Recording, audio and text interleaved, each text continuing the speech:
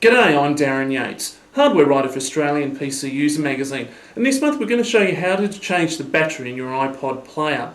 Now, the issues with iPod batteries are well known, so I'm not going to go over them now, but one thing we will comment on is that the price that Apple Australia is charging to change your iPod battery at $147.50 seems to us just a bit rich, particularly in the US where the same price for the same service is only $65 US.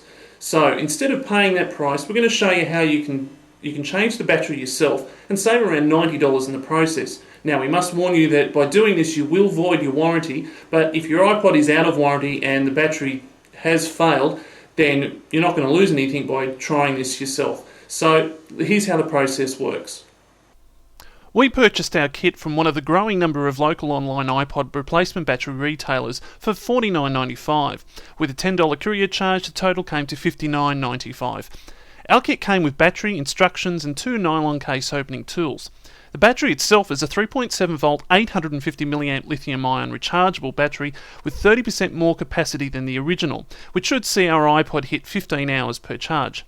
However, you must ensure that you choose the right battery for your generation of iPod.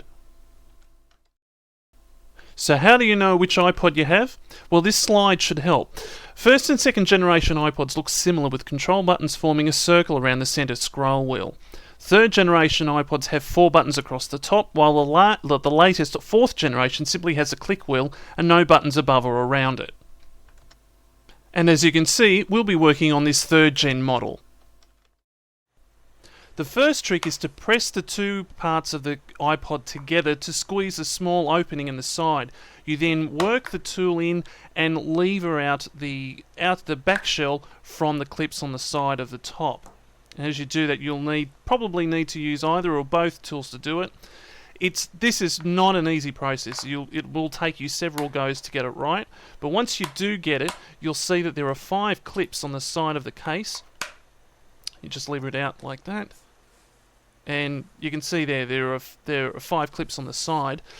You must get those loosened off. You have to be careful not to use any metallic type of levering instruments such as a screwdriver, because you will damage the case, which is why they give you these nylon tools in the first place that allow you to get the case apart without actually damaging it cosmetically. The next step is to carefully open up the iPod, remove the outer rubber mount for the hard drive, and carefully rest the top of the iPod on its side, because there's a ribbon cable there that we need to remove before we go any further. This tiny ribbon cable carries the audio from your iPod to the headphone socket, so we must remove the small plug before we carry on to the next task. Now, to remove the ribbon cable plug, I recommend you hold the 2 pieces of the iPod together in a sandwich with one hand, and then just simply use one of the nylon tools to gently and slowly ease that plug out of the socket. You really need to be careful, because that ribbon cable is very thin and easily damaged, and once it's damaged it's very hard to get fixed and will need to be sent back to Apple for repair. But if you just take it slowly, just lever it out bit by bit, you will eventually get that plug to come out. And then the beauty of that is you can then remove the outer shell altogether and then just simply work on the top or the main part of the iPod. Once it's come away, you can just simply put the back shell aside. The next job is to remove the hard drive, and you do that by simply carefully taking the side of the drive and pulling away from the pin header, and the drive will just simply come away in your hand. And once you've done that, just put it aside carefully. The next job is to carefully and slowly remove the battery jumper header plug, and you'll need both tools to get in there and just slowly rock it and lever the plug out of its socket. And once it's aside, just move it away carefully.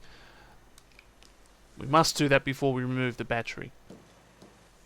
And now for the battery itself. You pull up the backing rubber mount for the hard drive and just see that large black blob on the left there. That's the battery. So what we do now is to carefully use your finger and just lift up the battery itself. You will find that there's a small sticky tag just on the edge where the hard drive header is. You will need to just probably rock, just to pull the battery away slowly so that it disconnects itself, like that. You just saw that then.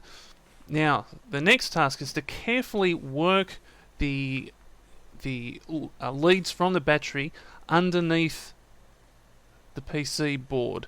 There's a PC board in there where the header plug plugs into. Just carefully and slowly just weave those 3 wires out from underneath, and then you've got the battery free, and you just put that aside. Now to install the new battery. Again, lift up the rubber backing mat for the hard drive and slot in the new battery. Remember to install it the same way as the old battery came out, but when you put it in, try and push it as far north as possible so that you've got room for those wires to poke through.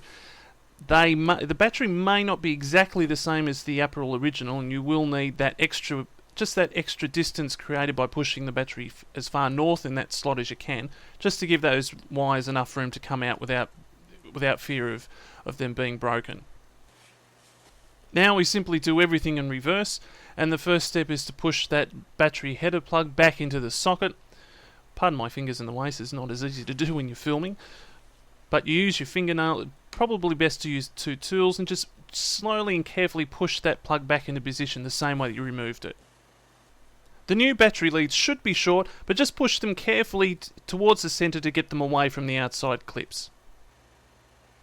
Next, take the hard drive, which is a 40 gig Toshiba unit by the way in this case, and use the locking pin guide at the top to just gently and slowly push that drive back onto the pin header till it goes all the way. Now grab the back metal shell, hold it sandwiched together as before, and using your one of the nylon tools, guide that audio header plug back into its socket. Again, do this carefully, but you should be able to use the flat side of the tool to push that plug back into position. And you should feel it click slightly as it goes in. And now with everything in place, it's just a case of clicking the two back together. So you carefully maneuver the metal part of the shell back into position, and then slowly begin pushing. Then make sure you don't have any of the battery wires poking out, and then just carefully and slowly start pushing together the two parts, making sure that all the clips lock into place.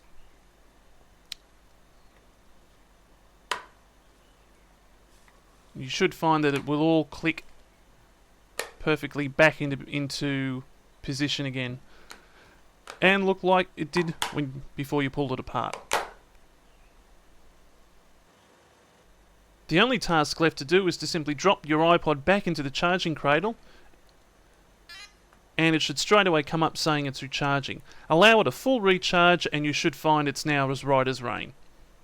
So there you go, that's how you change an iPod battery. Now remember, you must purchase the correct battery for your particular generation of iPod that you have, and remember also that you will definitely void your warranty if you do this yourself. So if you're feeling a bit nervous about it, by all means go ahead and use the Apple service, but if you're looking to save yourself around $100 or so, here's one way you can do it.